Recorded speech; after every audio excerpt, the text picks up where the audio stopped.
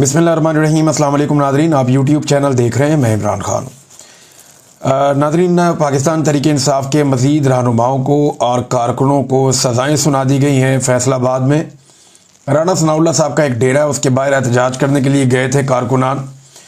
9 मई के हवाले से ये सज़ाएँ हैं और अब जो इतला आई उसमें 59 रहनुमाओं को और कारकुनों को सज़ा सुनाई गई 10 साल के लिए, यानी उन्हें 10 साल की कैद की सज़ा सुना दी गई और दहशतगर्दी का मुकदमा है, जबकि 16 को 3 साल तक की कैद सुना दी गई। और 9 मई का ये मुबैना वाक़या है। अब पाकिस्तान तहरीक इंसाफ जो है वो फिर एहतजाज उन्होंने शुरू कर दिया। उन्होंने कहा जी ये क्या बात है, यानी आप अब जिना हाउस और राना सनाउल्लाह के डेरे को भी एक लेवल पे लेकर आ रहे हैं। और दूसरा, एहतजाज लोग कर रहे थे, क्या इतने सारे लोगों को आप ऐसे बाटा रेट पे सज़ाएं दे सकते हैं? उनमें कई लोग ऐसे हैं जो वहाँ पे मौजूद भी नहीं थे, जिनका उस जगह से कोई उस दिन ताल्लुक़ भी नहीं था, जैसे कि जरताज गुल वज़ीर साहबा को अगर आप सुने तो वो ये बताती है मुझे 4 केसेस में 10-10 साल की सज़ा इस इल्ज़ाम पर दी गई है कि मैं 7 मई को ज़मान पार्क में इमरान खान साहब और दीगर के साथ मीटिंग में शरीक थी। मैंने अदालत में तमाम सबूत और तस्वीर पेश किए हैं जिनमें मेरे हल्के के लोगों ने ये गवाही भी दी है कि मैं उस दिन 700 मील दूर डेरा गाजी खान में अपने हल्के में शादियों और दीगर तकरीबात में शरीक थी। ये तमाम स्क्रीनशॉट्स मौजूद हैं। सरकारी गवाहों ने भी क्रॉस एग्जामिनेशन में कहा कि हमने जरताज गुल वज़ीर का नाम नहीं लिया, FIR में भी मेरा नाम नहीं है। 8 महीने बाद मेरा नाम ज़िम्नी में डाल दिया गया। मेरे खिलाफ कोई सबूत भी नहीं है, कोई सबूत पेश नहीं किया गया। फिर मेरा सवाल ये है कि मुझे किस जुर्म में 10-10 साल की सज़ा सुनाई दी। अब ये जरताज गुल वज़ीर साहबा को सवाल उठाना तो बिल्कुल जायज़ है, सवाल उठाना चाहिए। जो गलत काम हो रहा है उसको बेनकाब करना चाहिए, सामने रखना चाहिए। लेकिन बात बड़ी सादा है कि इमरान खान को किस बात की सज़ाएँ हो रही हैं, इमरान खान के ख़ानदान के लोग जेलों में क्यों हैं, इमरान खान की बीवी जेल में क्यों है, और बहुत सारे सहाफ़ी, बहुत सारे जो है वो आपके इवन शायर को भी, जो एक्टिविस्ट हैं उन्हें भी, इन्हें बार बार क्यों गिरफ्तार किया जाता है? सब क्यों ज़ेरे अताब है? लोगों को जबरी तौर पे लापता क्यों किया जा रहा है? वो बेगुनाह लोग हैं। वजह सिर्फ ये है कि इस वक्त मिलिट्री इस्टेब्लिशमेंट ये सोच रही है कि उन्होंने इमरान खान को और पाकिस्तान तहरीक इंसाफ को मुकम्मल तौर पर तबाह करना है, और जो भी अपना मौक़िफ़ नहीं बदलेगा या तहरीक इंसाफ के साथ खड़ा होगा उसको उसकी कीमत अदा करनी पड़ेगी। तो जरताज गुल वज़ीर साहब और बाकी लोग इसी की कीमत अदा कर रहे हैं। बहरहाल यहाँ पे फवाद चौधरी साहब और एक ज़ैन कुरैशी साहब हैं, इनसे में तो और कुछ और लोग भी हैं, कारकुन भी हैं, वो बरी भी हो गए इन केसों से, लेकिन ज़्यादातर लोगों को यहाँ पे सज़ा हो गई है और 10-10 साल की सज़ा सुनाई गई है। तहरीक इंसाफ ने इसकी मजम्मत की और बड़ा रोला उन्होंने डाला है। 3 लोग नाज़रीन पाकिस्तान में ऐसे हैं जो ज़्यादा ज़ोर देते हैं इस बात पे कि इमरान खान साहब के जो सोशल मीडिया के अकाउंट्स हैं वो पाकिस्तान में आने चाहिए और पाकिस्तान से उनकी हैंडलिंग होनी चाहिए और तहरीक इंसाफ उनको हैंडल करे। अच्छा, इनमें एक शेर अफजल मरवत साहब हैं, उनका ये मानना है कि जो सोशल मीडिया की इमरान खान साहब की टीम है वो ठीक नहीं है, ये अकाउंट्स यहाँ आने चाहिए। यही बात जो है वो फवाद चौधरी साहब भी मानते हैं और अंसार अब्बासी साहब भी इस बात पे जोर देते हैं बार बार कि ये इधर पाकिस्तान में लाया जाए। इंटरेस्टिंग बात यह है कि सुहेल वड़ाइच साहब के बाद अब अंसार अब्बासी साहब ने भी इमरान खान साहब के हक में एक ताज़ा गवाही दे दी है। पहले सुहेल वड़ाइच साहब ने गवाही दी थी कि इमरान खान साहब जो जेल में कैद हैं या जो उनके साथ जुल्म और ज़्यादती हो रही है, ये पाकिस्तान के आर्मी चीफ से मिलने के बाद वो इस नतीजे पे पहुंचे और उन्होंने कॉलम लिखा कि इमरान खान को माफ़ी मांगनी चाहिए और इसी से वो बाहर आ पाएंगे या उनकी मुश्किलात कम हो जाएंगी। वरना उन्होंने मिसाल दी थी जुल्फ़िकार अली भुट्टो की और दीगर। अब सुहेल वड़ाइच साहब ये कहते हैं कि एक और जुल्फ़िकार अली भुट्टो नहीं बनना चाहिए, पाकिस्तान इसका मुतहम्मिल नहीं हो सकता, और इमरान खान को मशवरा देते हैं कि माफ़ी मांग लें। भाई, जुल्फ़िकार अली भुट्टो का मर्डर हुआ था, कत्ल किया था और एक डिक्टेटर ने किया था। अब डिक्टेटर को सुहेल वड़ाइच साहब कुछ नहीं कह रहे, मकतूल को सुहेल वड़ाइच साहब कह रहे हैं। यानी ये तो वही बात होगी ना, एक शेर हम बचपन से अदालतों में सुनते चले आ रहे हैं कि ये भी दलील मान ली अदालत ने कि मकतूल खुद ही गिरा था खंजर की नोक पे। यानी मुझे पूरा शेर याद नहीं है, लेकिन वो ऐसे ही था कि जो कत्ल होने वाला है खंजर की नोक के ऊपर खुद ही गिर गया था। कातिल की ये दलील भी मान ली मुनसिफ ने कि मकतूल खुद ही गिरा था खंजर की नोक पे। तो या मकतूल को या जो मजलूम है उसको मशवरा देते हैं, उसे गलत करार देते हैं, उसे कहते हैं कि तू ये कर, तू ये कर, तू ये कर, तू कॉम्प्रोमाइज़ कर ले। उसको ये नहीं कहते कि तू गलत है, उसको ये नहीं कहते कि तेरा जुर्म है, उसे ये कहते हैं कि तेरा जुर्म ये है कि तू कमज़ोर है और एस्टेब्लिशमेंट बहुत ताकतवर है, लिहाजा तू एस्टेब्लिशमेंट के सामने सर झुका ले। ये मशवरा सुहेल वड़ाइच साहब देते हैं। खुद भी उन्होंने माफ़ी मांगी। अब देखें ना, सुहेल वड़ाइच साहब की जितनी जल्दी माफ़ी आई है, वो जो मादरत जो छपी है कॉलम के अंदर, उसमें सुहेल वड़ाइच साहब ने बड़ी बारीक तरीके से पहले सबसे माफ़ी मांगी। इतनी माफ़ी मांगी, इतनी माफ़ी मांगी कि माफ़ी का लेवल ही बहुत डाउन कर दिया, और फिर एंड में जाके डीजी ISPR से भी माफ़ी मांग ली। तो ये सुहेल वड़ाइच साहब बड़े जर्नलिस्ट तो हैं, अल्फाज से खेलना तो उन्हें आता है, लेकिन डीजी ISPR ने उनके साथ ज़्यादती की। देखें, पहले मुलाकात करवाई गई स्पेशली उनकी आर्मी चीफ से। ऐसे तो नहीं कि वो मुंह उठा के जाता और आर्मी चीफ से मिल लेता, तो स्पेशली आर्मी चीफ से उनकी मुलाकात अरेंज करके करवाई गई। उस मुलाकात के बाद जनाब खाने पे भी बिठाया गया। फिर जो बातें हुई वो उन्होंने रिपोर्ट कर दी, और मेरी इतला के मुताबिक उन्होंने मर्जी से रिपोर्ट की थी। बाद में उनका जो इम्पैक्ट आया उसकी वजह से एक रद्द-ए-अमल आ गया, और रद्द-ए-अमल में अब एक सीनियर सहाफ़ी को, जिसको इस्तेमाल किया गया, जिसको बताया गया, बुलवाया गया, उसे कहा जा रहा है जी वो मफाद परस्त है और वो अपने ज़ाती फ़ायदे के लिए मन गढ़ंत कहानी सुना रहा है, झूठ बोल रहा है। ये ज़्यादती है, ये डीजी ISPR को नहीं करना चाहिए था, ये काबिल मुज़म्मत है। अब अंसार अब्बासी साहब ने भी गवाही दे दी सुहेल वड़ाइच साहब के बाद कि इमरान खान का कसूर नहीं है, मिलिट्री एस्टेब्लिशमेंट ने इमरान खान को अंदर रखा हुआ है। इमरान खान अगर मिलिट्री एस्टेब्लिशमेंट के साथ अपने मामला ठीक कर ले तो बाहर आ जाएंगे। सुने वो क्या कहते हैं, एक हिस्सा पढ़ के सुना रहा हूं। वो ये कहते हैं कि इमरान खान की मुश्किलात में कमी माफ़ी मांगे बगैर भी मुमकिन है। पहले माफ़ी का मुतालबा हो रहा था, अब हो रहा है कि चले माफ़ी ना मांगे, लेकिन माफ़ी मांगे बगैर भी आपकी मुश्किलात कम हो सकती हैं। खान साहब को सिर्फ अपनी हिकमत अमली बदलना होगी। फ़ौज के ख़िलाफ़ ना खुद कोई बात करें और ना ही अपने किसी भगौड़े को या सोशल मीडिया को ऐसा करने दें। अच्छा, फ़ौज के ख़िलाफ़ तो इमरान खान बात ही नहीं करता। इमरान खान तो कहता है फ़ौज भी मेरी, मुल्क भी मेरा।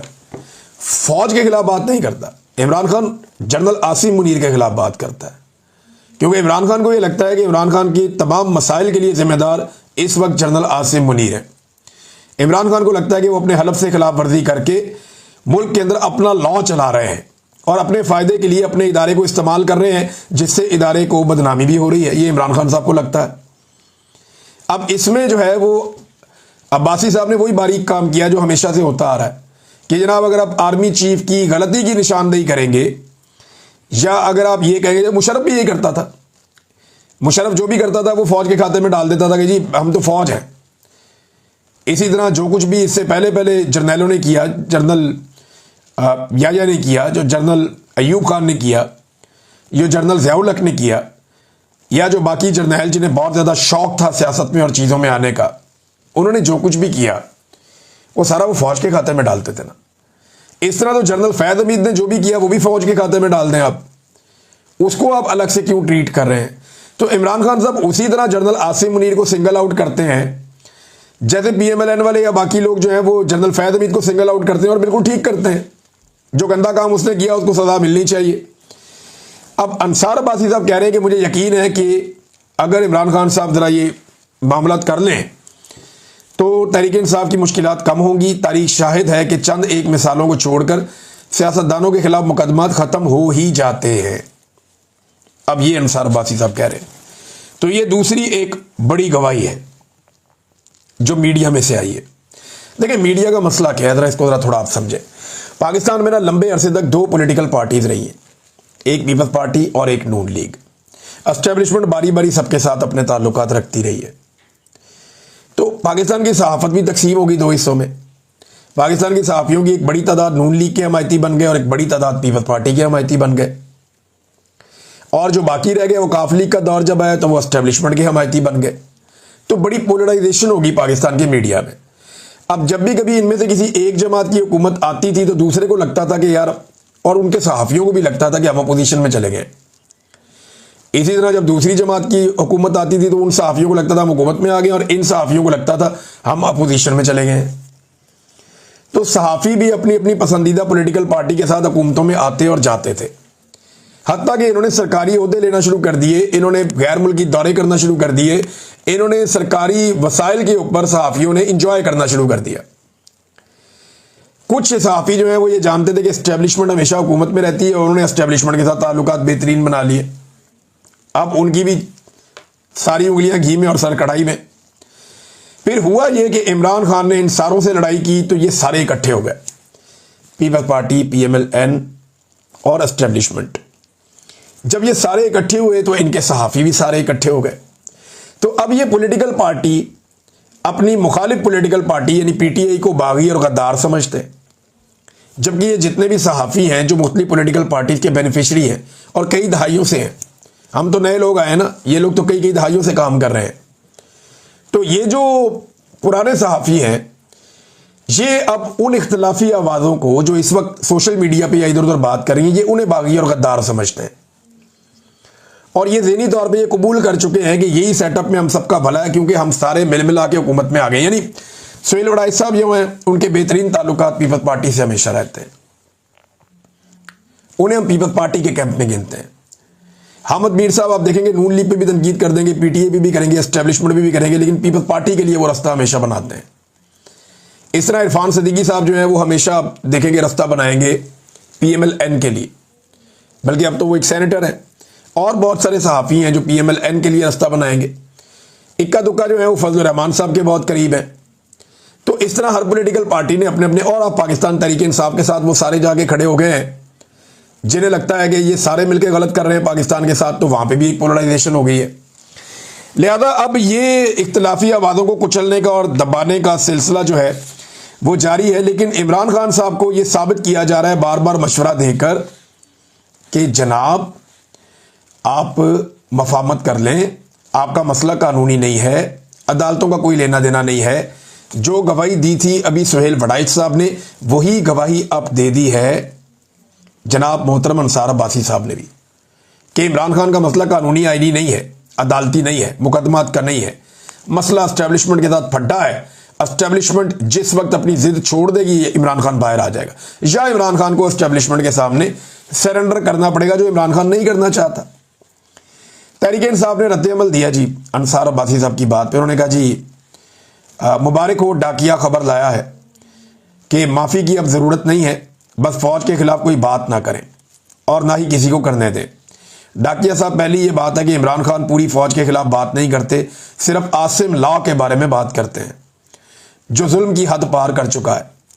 दूसरी बात यह कि सोशल मीडिया आज़ाद है, हर शहरी जिसके पास स्मार्टफोन है वो सोशल मीडिया पर अपनी राय देता है, और आजकल ये राय फौज के बड़ों के सख्त खिलाफ है, क्योंकि उन्होंने माओ बहनों और बच्चों को जुल्म का निशाना बनाया और गोली तक चला दी, जिसमें कई लोग शहीद हुए हैं। एक खत वहां भी पहुंचा दें कि जुल्म खत्म करें ताकि वहां पर मुश्किलात कम हो। अब मामला यह है ना, देखिए शेर अब्दुल मरवत ने भी ये बात की कि मुझे इतनी तकलीफ होती है PTI की तनकीद पे, या जो मुझे बुरा भला कहते हैं, तो सोचें कि इनके मुखालिफिन को या एस्टेब्लिशमेंट को कितनी होती होगी। क्या ये मीडिया हमेशा से ऐसा ही था? ऐसा तो नहीं था। क्या पाकिस्तान का सोशल मीडिया का यूजर जो आम पाकिस्तानी है, क्या वो हमेशा से इतने गुस्से में था? तो नहीं था।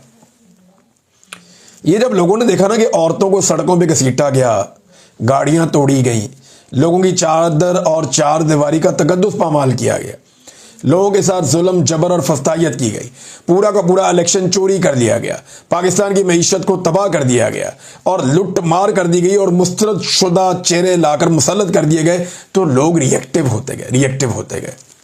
एक तो लोगों की बनाई हुई हुकूमत गिरा दी, और फिर लोगों ने दोबारा हुकूमत बनाने की कोशिश की तो उसको बनने नहीं दिया गया। ये लोग रद्द अमल दे रहे हैं। देखिए ये आगे इनके पास, लोगों के पास बंदूकें तो है नहीं कि वो निकाल के बंदूकें शुरू हो जाएं, या लोग कुछ और तो करना नहीं चाहते, तो लोग कम से कम अपना रद्द अमल देते हैं। और ये वो रद्द अमल है जो आपको दिखाई दे रहा है।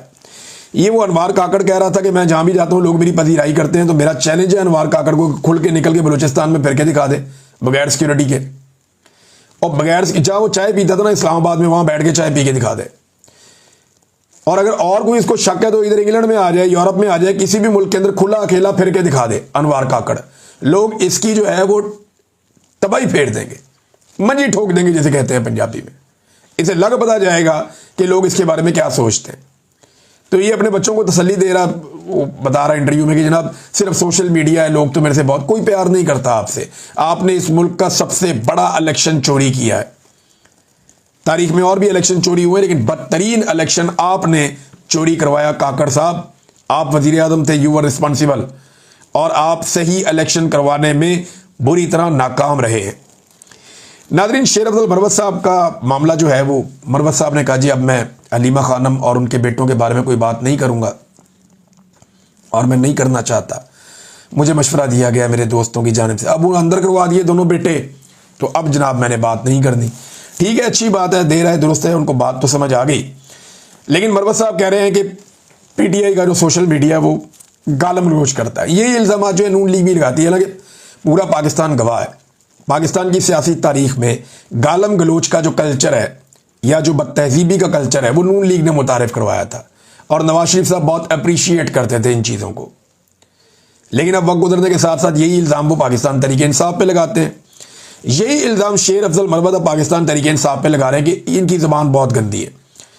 लेकिन हुआ ये कि चंद सहाफ़ियों ने और पाकिस्तान तहरीक इंसाफ के हमायती जो सोशल मीडिया के लोग हैं, उन्होंने शेर अफजल मरवत साहब के स्क्रीन शॉट्स कुछ शेयर कर दिए, जिनमें मरवत साहब जो हैं वो अपने ऑफिशियल अकाउंट से बदतरीन और गलीज़ किस्म की गालियां दे रहे हैं, ख़वातीन को भी दे रहे हैं।